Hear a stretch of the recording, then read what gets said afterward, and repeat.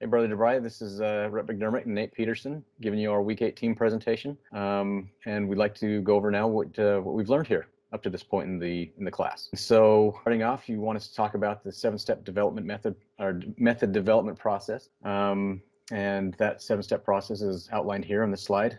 7 steps: clearly defining the problem, creating a test matrix, outlining the solution, test the algorithm, translate the algorithm into code, and run the test cases to verify that the code is working as specified, and deploy the changes to the repository. And so with this, which method are we talking about here, Rhett? So this is the plant crops method. This is the first step that clearly defined the problem.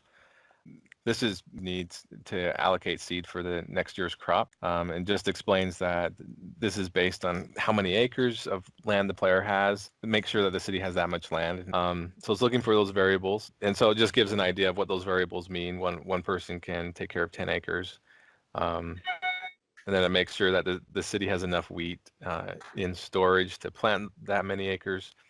And then defines that 2 acres can be planted from 1 bushel of wheat.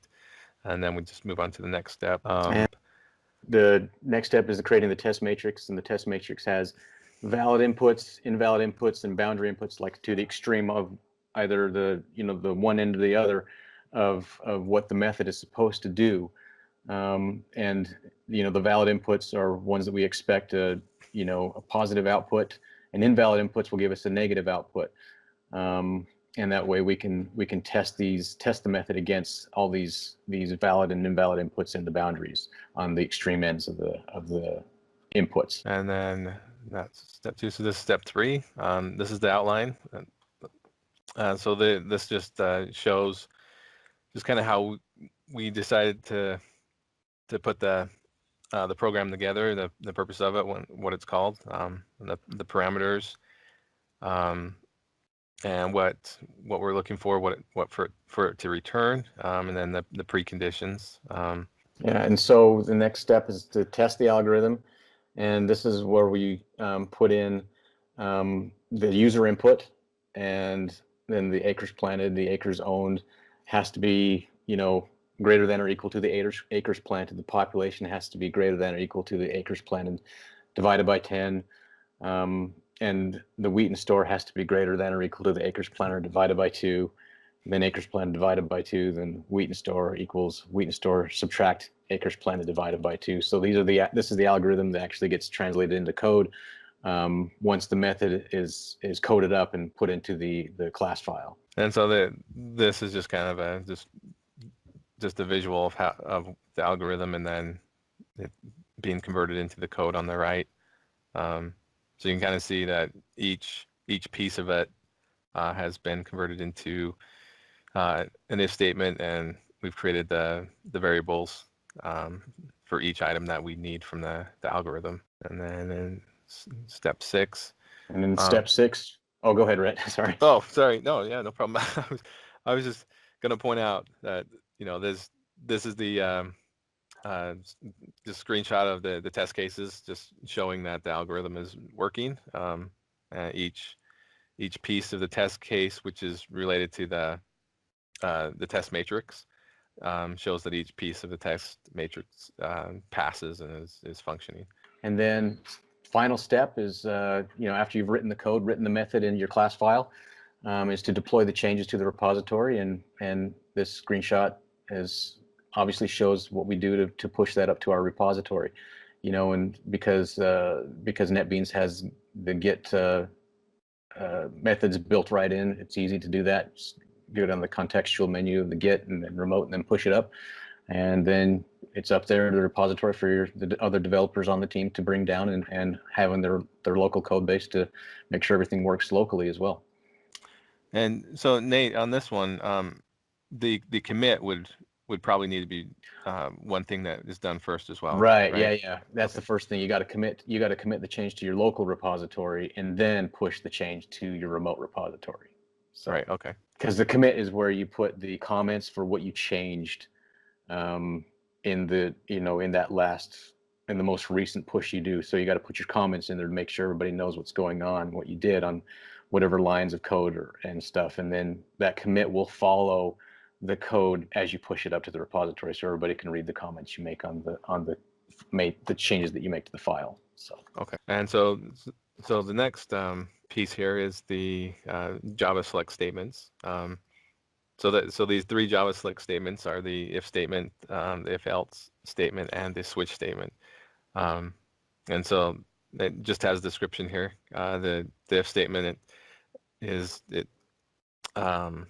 either performs or selects an action if a condition is true, or skips it if the condition is false. The if else statement kind of does the same thing. It performs an action if the condition is true, and performs a different action if it's false. And then the switch statement, that statement performs one of many different actions depending on the value of the expression. And so here's an example of a switch statement. So this is one that I did. This is part of the menu, part of the main menu. This one has the 5 different items in the menu. So you'd have the case 1, case 2, case 3, case 4, and case 5. So if someone selected the goals in the menu, the variable would be case 1, and it would run the view goals method, and so on through the switch select statement. And so here's an example of an if selection statement. And the selection statement we're looking at here is if the user input is less than 1 or the user input is greater than the max. So basically the input that's coming in to the get menu option method here has to be within that range. Otherwise, it's going to be false, and it's going to be, bypassed. And so if the return of the if statement is true, then we go on to display an error message. And if it's not, then we go back out and run the rest of the code. And so we have, next we're talking about the control layer unit test code. So we each wrote some code in lesson 5 for the crop control.java class. And that code we wrote test cases for in the crop control test.java class.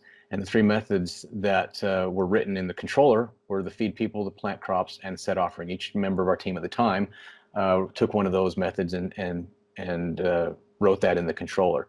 And then we wrote the test methods for those methods. So this one is the is the first case for the plant crops. And this is the test, what's it called? Sorry, Nate, the test. Yeah, the test unit. The unit test. Unit test method, right. Yeah. The unit test. So this is the first unit test for the plant crops method that I wrote. So this one goes through, and the first variable, the planted, is 20, and the population is 10. So this is related to the test matrix that goes with this test, with this particular test case. And so what it's looking for is the expected result is 10. So it's looking to compare the planted and the I believe it's the wheat, what's left over. And this test case ended in a false one. It was a positive one, so it ended up being the result ended up being 10. So it passed, that's the example. Right? That's the example I have. Yeah, so it passed. Right on. I mean, they all passed, but I wasn't testing an error or it not working. Right, I was testing it working, and it worked. And then that's kind of how it works with the test. I mean, this, Nate, but it's kind of how it works with the test matrix. Is you put in variables, values to variables that will cause it not to work or cause it to fail, and but by doing that, you give the expected result of like a -1, showing that it will fail, and that will that will make it past the test matrix. But anyways, yeah. And then the next one, this is the one you did, right? Yeah, this is the one I did. This is the first of, I think, 4 or 5 unit test methods that I wrote for the test offering. And in this one, following the test matrix that was written, we have an offering percentage of 0, and this was expected to return a negative result because, as you're looking to offering, you need to have a percentage of the crop of the harvest. And so we set the harvest at 10 and the offering percentage was 0. Well, if you're gonna have an offering, it's got to be a positive number greater than 0, because you can't offer 0% of a 10 acre harvest, basically. So this was expected to return a negative because the offering was not valid. So if we wanted to do, I wrote other test methods that were, expected to return a positive result. So like in the same thing, if we change the offering percentage from a 0 to say a 10, so you could have a 10% offering of a 10 acre harvest, and the expected result would be the actual offering percentage.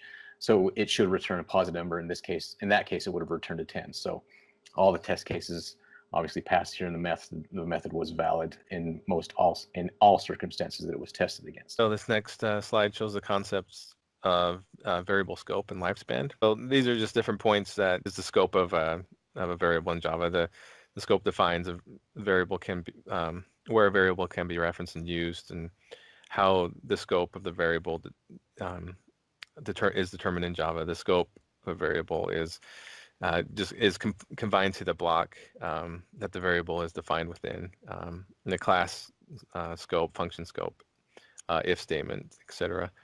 And then the next point is, what is the lifespan of a variable in Java? The lifespan is dictated when a variable is active in memory and can be used. And then the last point, when is the variable born, and when does the variable die? So a variable is born when it is first defined and allocated in memory. It dies when execution reaches the end of the code block in which the variable was defined. That shows the concepts of a variable and scope and lifespan. And so the concepts of passing. Oh, that was all that about the concepts of scope and lifespan. Okay, and then the passing of parameters by reference and by value. So there are passing of values by parameter. So passing of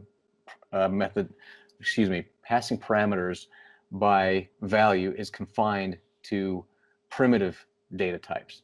That would be doubles, longs, floats, things like that, where we pass just the value of the variable. In this case, we have in the presentation here, we have a method example of public double get total cost. And that total cost has 3 parameters, each of which are a primitive data type, a double of unit price, a long data type of quantity, and a double data type of tax rate. And when we're talking about passing variables by reference, we're talking about objects. Objects are passed by reference. So for example, we have a little bit of code here that's player A is a type of player, and we create a new player reference for player A. And then player A, we call a method within the player A reference, player A.setName, we're calling Fred. And then we create a variable called current score, which is a primitive data type of double. And we say that's 83.10. And then we have a method called update player rating, which takes a parameter of a player, and then it takes also a parameter of a double, which is a primitive as a score and then a third parameter is an integer of seconds. And so we call that update player rating. We pass it a reference to the player object in player A, and then we pass it 2 other parameters, which are parameters of passed by value, current score and 10. And so that's how we're we differentiate between the passing of parameters by value and passing parameters by reference. It depends on if it's a primitive or an object.